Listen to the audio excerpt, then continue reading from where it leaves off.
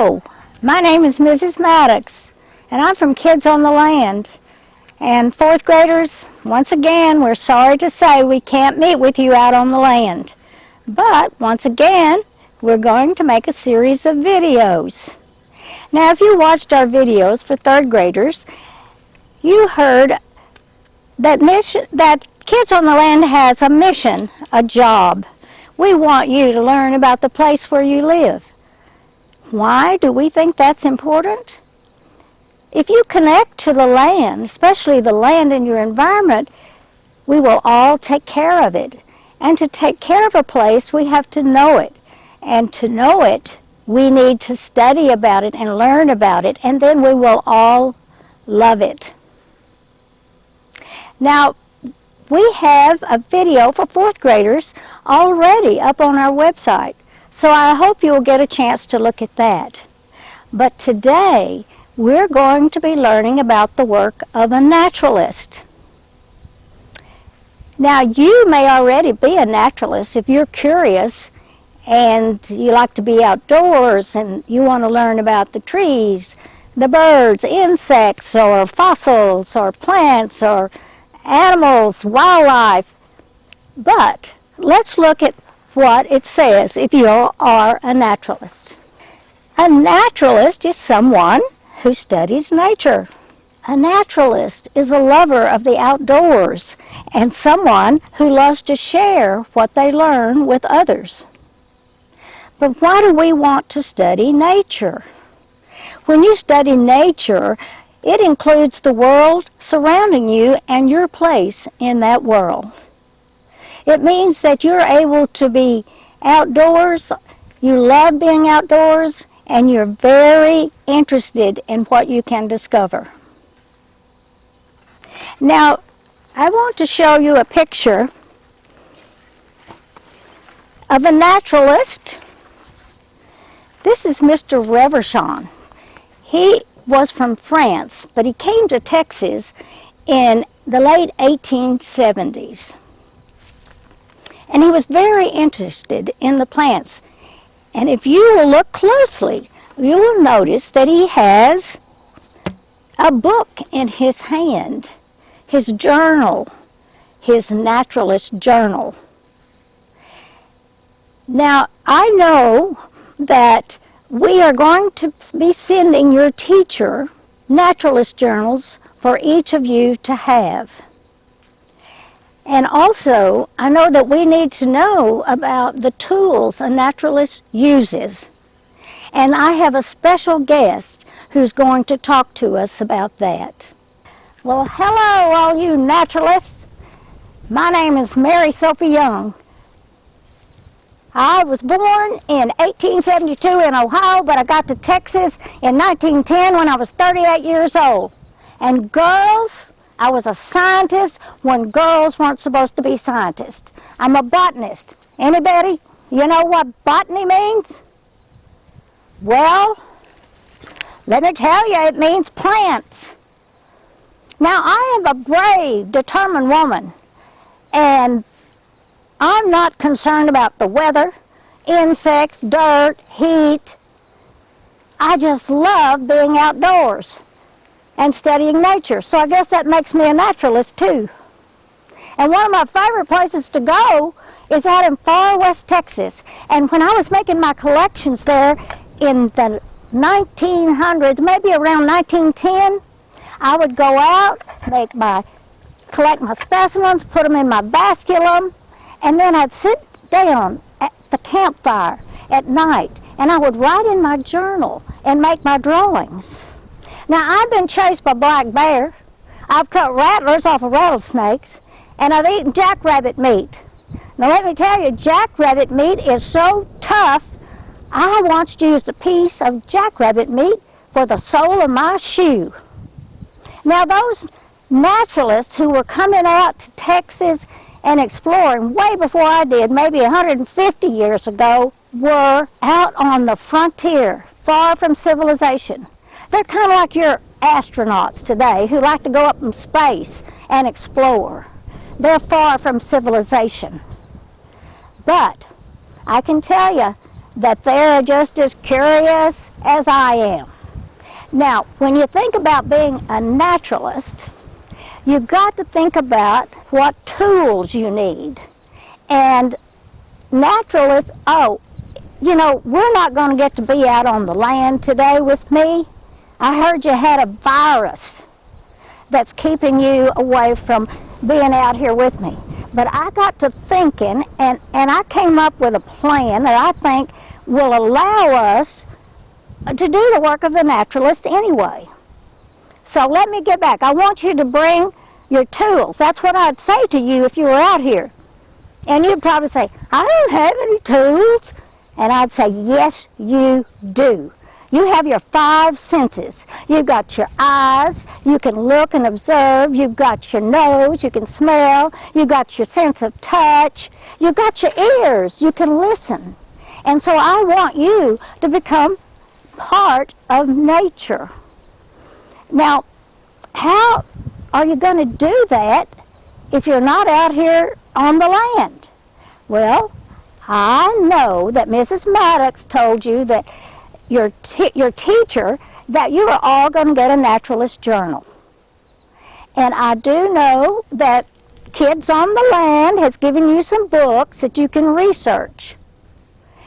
And so that's how we're going to do it. We're going to discover things through books. And you know what? You might use that thing you call the internet to do some research. But what is one of the things that naturalists really like to study? You know, they like to study rocks and fossils and animals and plants, but plants, particularly plants, is one of the most favorite things they like to study. So think about this. Most of our ecosystems are built on a foundation of plants. So what do you know about plants? Somebody tell me what plants do for us. Anybody got an idea? Are you listening to me? How about you? You're not even looking at me. I want to know, what do you know about plants? Somebody say, oh, thank you. They provide food. How about that? Anybody else? Clothes, yes. Yeah, they provide shelter for you and for animals too. Anything else you can think of? How about medicine? You know, a lot of medicine comes from plants. Those early pioneers knew how to use those plants to heal themselves. They didn't have an urgent care center. So, if we're going to be studying plants, I want to, hey Mitch, come up here. Did you bring your tools with you? I brought my senses. Oh, good. Now, I was out collecting specimens and putting them in my vasculum this morning, and I picked these flowers, and you know, they are some of my favorite wildflowers. And so, Mitch, use that sense of smell. What does this smell like? That smells like chocolate. You're right, it does. It has a scientific name. It's Pumila burlandiae. Now, Burlandiae was a naturalist who came to Texas in about 1830s, and he was doing his collections, and he discovered this plant, and he wrote about it, and he drew about it. And as often happens with naturalists, when they discover a plant and write and draw in their journals about it, their name gets attached to it.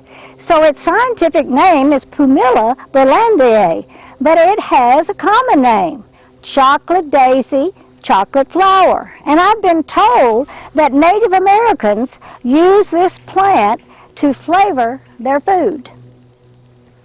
Now, Mitch, you know what that is? That's aloe vera. Absolutely. This is aloe vera, and I always carry some with me in case I'm going to get stuck by a cactus or get a scratch or something. It is wonderful to break it open, get the jelly, rub it on that spot, and it has healing powers. Mitch, get out of here and get back to doing what you're supposed to do. All right, now, I need to know if you've been paying attention, some of you say yes. All right. I'm not sure about you. You're looking at that girl over there. Look at me. Now, we're going to talk about that journal, that Naturalist Journal the teacher's going to have for you. I have one that she gave to me. And this little journal is what we're going to use to practice being a naturalist. But, first thing, put your name on it. And then you're going to do some research.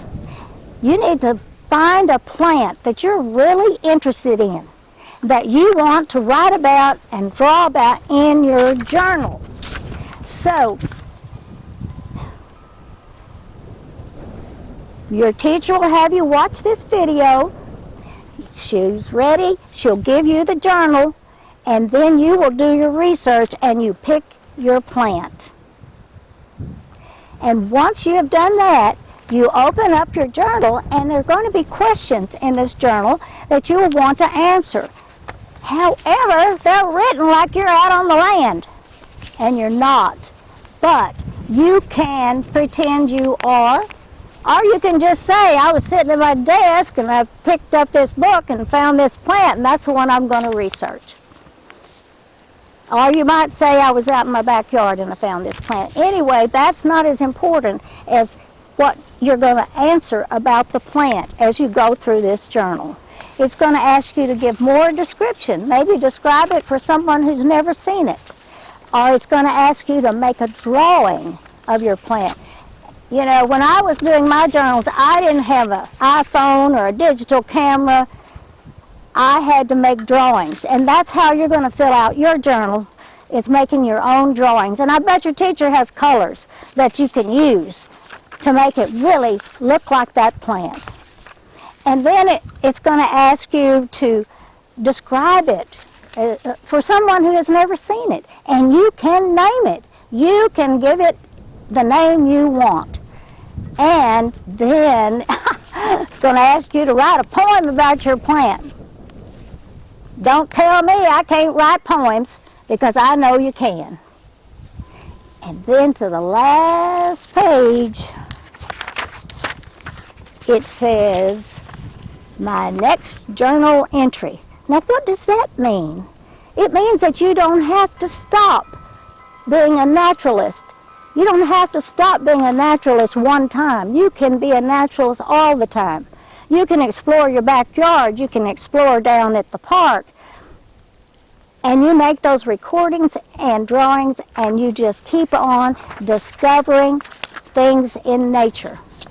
Now, I'm going to get busy doing the thing I love to do most, and that's go out in nature. But when I meet you again on the land, I want to see some amazing nature journals. Well, thank you, Mary Sophie Young. You know, she is a very interesting lady. You might want to research her on the internet. Let me show you. Mary Sophie Young, as she told us, loved to be in the Big Bend area in far west Texas.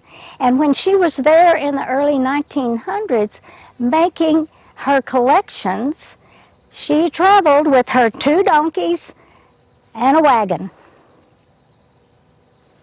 Now, you know, we have these books that we're going to be sending to your school. We're going to be sending you your nature journals. And hopefully, the next time we meet, we will be out on the land, and we will be talking to you about all the things you discovered while you were doing the work of a naturalist.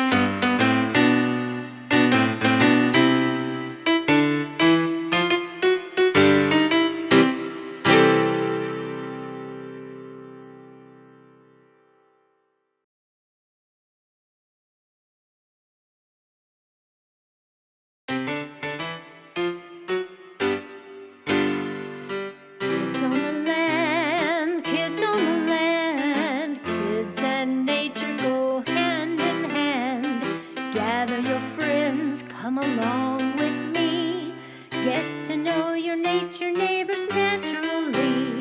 There's animals and insects and plants galore. There's fossils and history of what's happened before. This world is a spinning and it's only beginning. Will there always be room for more? Sure! Kids on the land, kids on the land. Learn about this world starting right where you stand. The earth is alive, ain't it just grand? Let's keep it that way for